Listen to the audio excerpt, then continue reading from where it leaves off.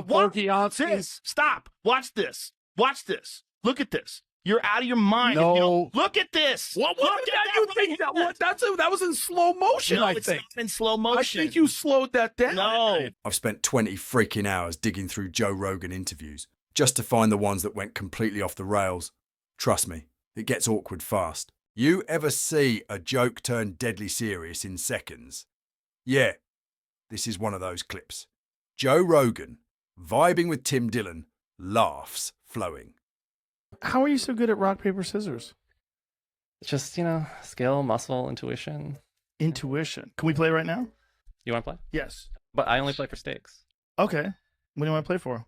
How about if I win, I do the programming on your show for a week? No.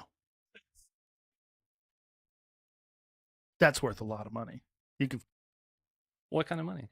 What do you think? I'm That's not going to say like the ads or whatever. I'm saying be like programming, like who's going to be on? Yeah, who's going to be on? That's not possible. We're booked up months and months in advance. You were so confident until just now. No. That's few months. That's ridiculous to flip a coin on that. There's no chance. Well, do you think that there's something of equivalent value? No. There's nothing that I can do. There's nothing that you could give me that would be worth a week of programming on the show. What are you going to give me? You'd have to a day of programming. You'd have to give me a spectacular amount of money. I sent you a. All right, sounds like someone's scared to lose at rock, paper, scissors. It sounds like someone else is scared to lose it. No, you're asking me for something that's ridiculous. You don't have anything. You don't have anything that's worth a week of programming on the show. You don't have it. That's rough. Doesn't exist. That's rough. No, it doesn't. It literally doesn't exist. Like there's There's nothing that you can have that you could offer me that I couldn't buy myself. I'll make. No. It'll be interesting. No. Talking with them. You can't. No. All right, fine. All right. But that doesn't do anything for me. This next clip, absolute train wreck. You think it's a debate, but it turns into a roast battle. Steven Crowder walks into the Joe Rogan Experience. Within minutes, he blurts out, marijuana legalization? Skyrocketing traffic fatalities like he just cracked the case. But Rogan, his face says everything. Traffic fatalities regarding marijuana have skyrocketed. Google that because that's nonsense. No, drunk driving arrests have dropped. What do you mean you've? First of all, I wrote about what the sources are, the original studies. Just because someone gets in an accident and they're high. Hold on, stop. No, hold on a second. You interrupt way too much. You need to stop. And here's where it gets messy. Crowder won't stop interrupting. Rogan finally snaps. You interrupt way too much. Marijuana is one of the things that are good. And don't shore, man. Just like you don't shore turmeric, you don't shore ginger, you don't shore a reduced sugar diet. All those things that reduce inflammation are good for you. I don't buy that smoking marijuana would be as beneficial as a reduced sugar diet. And my point is that people get so offended by me saying that and saying, but if you want to smoke, go ahead. You might be correct. Be offensive. But it doesn't matter because it's not a contest to see what's the most beneficial. But wait, it gets even spicier. Crowder pulls out a study from his own website, and Rogan, ice cold. Since marijuana legalization, highway fatalities in Colorado are at near historic lows. You haven't bringing up the source that you want to find. Washington Bring up the study right there. Yeah, Washington Post. Bring up the study that we wrote. We wrote about it on our website. Look, I don't care about your website. Since marijuana legalization, highway fatalities in Colorado. Okay. Since you called me hold on a second. Since you called me a Candace Owens walks into the Joe Rogan Experience confident as ever. You don't think we have to care about the environment? Like, no, not even a little bit. Not even a little bit? No. Okay, let me clarify this. I don't throw trash on the ground. Like, I'm not saying like we need to trash the environment. Like, do I believe in climate change? No. He fires back with peak Rogan logic. Jamie, the producer, jumps in with the stats.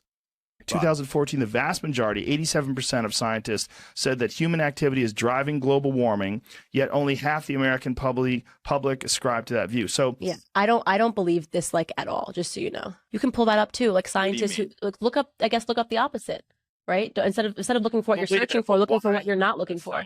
Candace, still brushing it off like it's a Twitter poll. Then Rogan paints a scene. This could negatively impact all sorts of coastal cities. This could be a gigantic problem. This is not like propaganda that's drummed up by some sort of big business that seeks to make money off of this. And you can see it. Owens' armor starts to crack. I don't believe it's real. Okay, so I can't sit here. But But here's I the question. can't. But why have a belief? What do you mean? Why have a belief as to whether or not global warming is real or not real? It's not a belief in it. I don't believe in it. Finally, after getting grilled harder than a steak at a Texas BBQ, she caves, "I have no opinion," which is hilarious, considering 5 minutes earlier she was dead sure she didn't believe in it. How about not have a belief until you really have okay, so you would prefer if my language, as opposed to admitting that I do not know this, I wouldn't die in this, so I've never made a video, I've never made a public statement. You would have preferred if I had just started by saying, I have no opinion. No, I don't know. Okay. August 2021. Rogan brings on Adam Conover, and almost instantly the gloves come off. First round, transgender athletes. Rogan argues trans women who transitioned later have an unfair edge.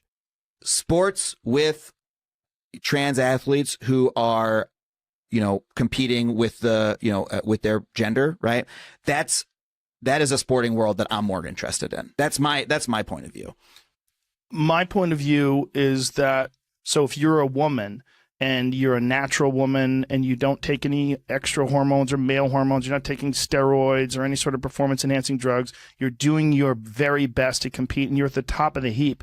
But then someone comes along that was a man for 30 years and decides that they're going to be a woman, and this has happened, and literally transitioned a few months ago and competes as a woman and destroys records and dominates you in that sport.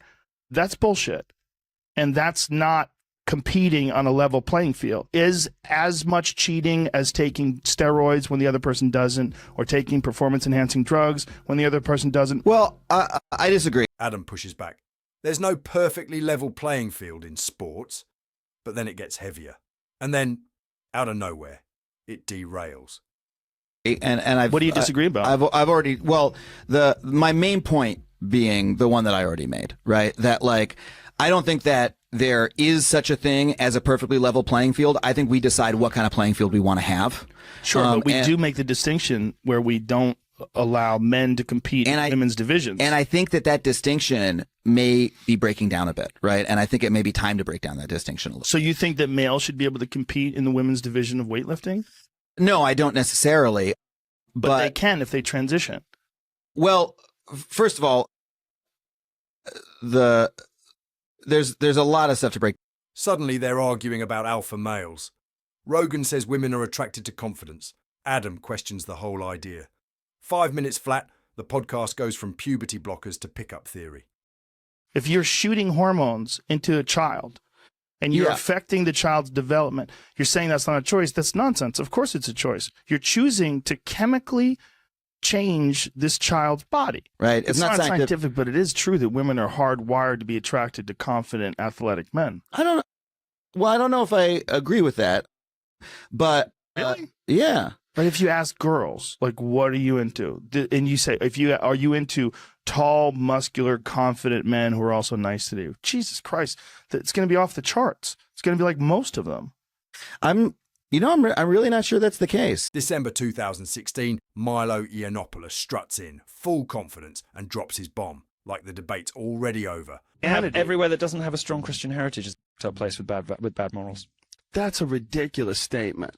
That's a ridiculous statement. Everywhere that doesn't have Judeo-Christian values is a f***ed up place. I think that, yes, I think it should be perfectly reasonable, respectable thing to say our culture is better. I believe our culture is better than everywhere else in the world. Culture of Christians. I think European ketamine and each other. European and American culture, which is based on Judeo-Christian values, is better than other cultures. I think it's uncontroversial to say so. Rogan, instantly triggered. He snaps back. That's ridiculous. Then he fires heavy shots, saying ethics don't need religion, calling Christianity ancient myths. But what's based on Judeo-Christian values about being a good person? Ultimately, our it has nothing to do with our sense of right and wrong comes from the Bible. What? It does. What comes from the Bible? Ultimately, our sense of right and wrong comes from the Bible. our sense of right and wrong. I think your sense. I think there's the only way that a person could have ethics and morals and treat each other. No, I well. didn't say the only way. Don't you think? I said this. No, I didn't say the only way. I said this specific. Listen, if we're gonna have a conversation, we can't keep talking over each other like this. When someone's trying to make a point about something that's complex like this, if you think that the only way for a person to have ethics or an understanding of each other or compassion for each other is to rely on ancient myths that are easily scientifically disproven, well, that's what Christianity is. No, I didn't say that. I said that the specific. I said that the specific set of values that you have is influenced more than you would like to admit by your Judeo-Christian heritage. It's influenced by. There are certain things that I think all of. Here's where it gets spicy. Rogan points out the irony. Milo's proudly gay.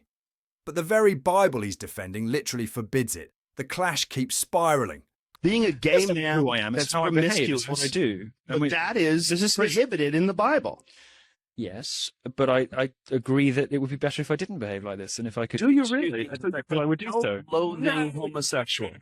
This, what you're saying is who you are is no, it's not who prohibited it's in the who Bible. you are, because I don't think my sexuality is an important component It's a of my huge part of you. You talk about it all the time. It's a massive part of what we've talked about on the show. I think it comes up anytime you want to make a funny point. It comes up anytime you want to define your sexuality or your urges or your decadence. I think people because I think it's you.